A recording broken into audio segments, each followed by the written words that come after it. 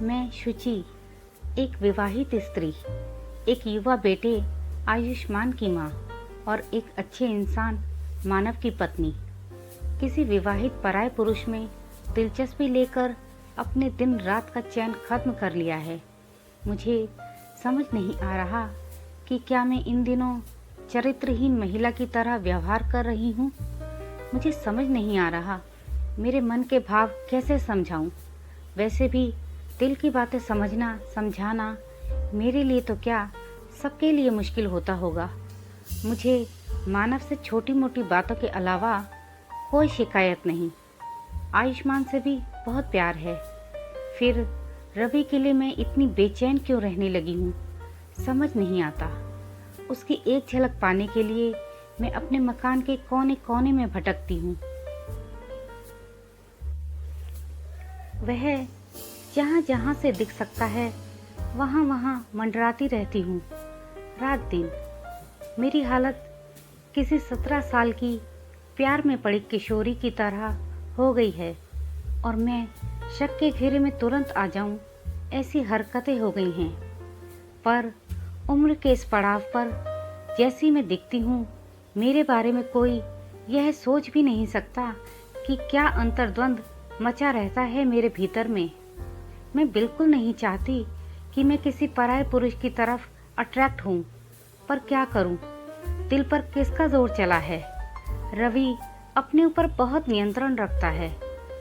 मुझ में रुचि रखने के बाद भी वह कितनी मर्यादा, कितनी सीमा में रहता है। उसकी पत्नी है, 3 बच्चे हैं, कितना मर्यादित संतुलित व्यवहार है उसका। अपने प्रति मेरे आकर्षण को अच्छी तरह जान चुका है वह। अपने ऑफिस के लिए निकलते समय उसके इंतज़ार में छत पर खड़े मुझे देखा है उसने। फिर जब वह वापस आता है उसने वहीं खड़े देखा है मुझे। अपनी बेचैनियों से मैं कितनी थकने लगी हूँ। बाहर से सब कुछ शांत लगता है, पर मेरे भीतर ही भीतर भावनाओं का तूफान उठता है।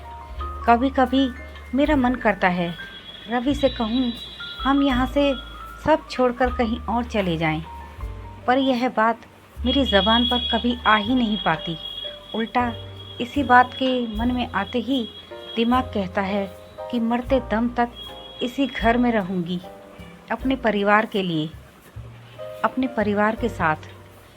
ये कैसी बेचैनी है, क्यों 2 नाव पर हूँ, क्या नतीजा होगा इसका। कभी मन करता है कि उसके बारे में सोचने से बचने के लिए कहीं दूर चली जाऊं, पर कोई लंबा प्रोग्राम बनते ही मैं उसे 3-4 दिन का कर देती हूँ। मैं कहाँ रह सकती हूँ इतने दिन रवि को देखे बिना। कभी सोचती हूँ अपनी छत पर जाना छोड़ दूँ या घर की खिड़की का पर्दा हमेशा के लिए खींच कर रखूँ ताकि मेरा ध्यान रवि की तरफ ना जाए। पर होता कुछ और ही है। सुबह उठते ही मैं अपने घर की सारी खिड़कियों के सारे पर्दे हटा देती हूँ, जिससे रवि अपने घर में कुछ करता दिख जाए, चाहे उसकी एक झलक बच्चों के साथ या पत्नी की मदद करते ही दिख जाए। मैंने देखा है वह एक नज़र मेरी खिड़की पर डालता है, फिर अपने कामों में लग जाता है। हाँ, बस एक नज़र। मैंने उसे कभी बेचैनी से मेरी ओर देखते नहीं देखा। और मैं सुबह आँख खुलने से रात सोने तक उसी के बारे में सोचती हूँ। एक एक पल सोचते सोचते कब आंसुओं में बहने लगती पता नहीं। वह रोज़ सुबह पार्क जाता, फिर 1 घंटे में लौट आता, फिर वापस आकर फ्रेश होता, फिर बाज़ार जाकर दूध ब्रेड वगैरह लाता, 15 मिनट करीब बाद फिर लौटता। उसके बाद ऑफिस के लिए निकलता। उसकी पत्नी घर में रहती थी, शाम को आता था, फिर अपने बच्चों को लेकर पार्क जाता था। 2.5 साल पहले मेरी बेचैनियों का यह सिलसिला वहीं से तो शुरू हुआ था, जब ये छोटी सी फैमिली हमारे सामने वाले मकान में रहने आई थी। एक दूसरे को देखना, फीका सा मुस्कुराना, फिर नाम की जान पहचान। कभी कभी रवि की पत्नी से चलते चलते हल्की सी बातचीत, बस, और कुछ नहीं। मैं खुद पर हैरान हूँ। क्यों मैं उसके पीछे किसी बहकी सी पागल प्रेमिका की तरह रात दिन घूमती हूँ? क्या हो गया है मुझे? क्यों मैं उसके लिए आंसू बहाती हूँ? सब कुछ तो है मेरे पास, मुझे उससे कुछ भी नहीं चाहिए। फिर यह क्या है जो उसके सिवा कुछ ध्यान नहीं रहता? हर समय वह अपने वजूद के साथ मुझे अपने आसपास महसूस होता है। क्यों उसके ख्याल दिन रात मेरे जहन में चलते रहें? उसकी मर्यादित चाल ढाल, उसकी बोलती आंखें, मुझे देखकर उसकी रहस्यमयी मुस्कुराहट, सब हर समय मेरे दिल पर छाई रहती है। एक सुरूर सा चढ़ा रहता है, जैसे नशा कर लिया हो। रात में उसके घर की लाइट बंद होने तक मेरी नज़रें वहीं गड़ी रहती हैं। इस उम्र में रवि की तरफ ये खिंचाव मुझे बहुत तनाव दे रहा है। मेरी तबीयत कभी कभी इस बेचैनी से खराब हो जाती है, कभी भी बीपी काफ़ी लो हो जाता है। दिन भर एक अपराध बोध सालता कि एक पराये पुरुष की तरफ खिंचकर मैं अपना कितना समय खराब करती हूँ। दुनिया को पता चला तो कितनी बदनामी होगी। समाज चरित्रहीन कहेगा। मेरे लिए समाज में रहते हुए उसके नियमों की अनदेखी करना संभव नहीं है। मैं मानव की प्रतिष्ठा भी कभी दांव पर नहीं लगा सकती। फिर मेरे बेटे आयुष्मान को इस बदनामी के दलदल में नहीं घसीट सकती। उसका तो पूरा भविष्य पड़ा है। एक चरित्रहीन माँ की संतान कहलाना कोई बच्चा नहीं सह सकता। पहले मुझे घर के कामों से, अपने सामाजिक जीवन से फुर्सत नहीं मिलती थी। अब मैं घर से ही नहीं निकलना चाहती। अब मुझे अकेला रहना अच्छा लगता है। किसी से बात करने की इच्छा भी नहीं होती। बस लगता है आंखें बंद करके रवि का चेहरा याद करूं और उसी के बारे में सोचती रहूं। रवि के ऑफिस जाने के बाद मैं अपने काम शुरू करती हूं।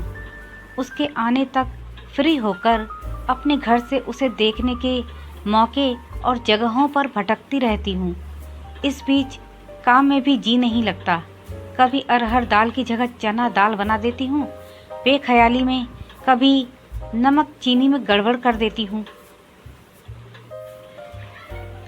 रवि को बेवजह सोच सोच कर थक कर बिस्तर पर पड़ जाती हूँ। पता नहीं तब कहाँ से कुछ आंसू पलकों के कोनों से अचानक बह निकलते हैं। जो घाव किसी को दिखाए भी न जा सकें, वे ज़्यादा ही कसकते हैं। बहुत मुश्किल में हूँ। बहुत कुछ करके देख लिया, रवि से ध्यान नहीं हटा पाती। क्या करूँ? कहाँ चली जाऊँ? कहीं जाकर तो और बेचैन रहती हूँ। फौरन लौट आती हूँ। क्या करूँ जो इस दिल को करार आए? मानव और आयुष्मान तो इसे मेरा गिरता स्वास्थ्य और थकान समझकर रात दिन मेरा ध्यान रख रहे हैं। तब मैं और अपराध बोध से भर उठती हूँ। दिल की बातें इतनी उलझी हुई, इतनी मुश्किल क्यों होती हैं कि कोई इलाज ही नहीं दिखता, और वह भी मेरी उम्र में, कि कोई इलाज ही नहीं दिखता और वह भी मेरी उम्र में, कि जब किसी भी तरह की कोई उम्मीद ही नहीं है। इस दिल को कब और कैसे करार आएगा? इस अंतर्द्वंद का कोई अंत कब होगा और क्या अंत होगा? क्या कभी मेरा ध्यान रवि की तरफ से हट जाएगा? कहते हैं कि समय हर बात का जवाब है। अगर ऐसा है तो बस इंतज़ार है मुझे उस समय का। लेकिन क्या ये इंतज़ार जब तक पूरा होगा? मैं दुनिया में रहूँगी भी या चली जाऊँगी? मन कहता है बस एक बार साथ मिल जाए। दिमाग कहता है विवाहिता होते हुए चरित्रहीन बातें क्यों सोच रही हूँ। एक मर्यादित जीवन जब आज तक जिया है तो आज भी उस मर्यादा को निभाना है।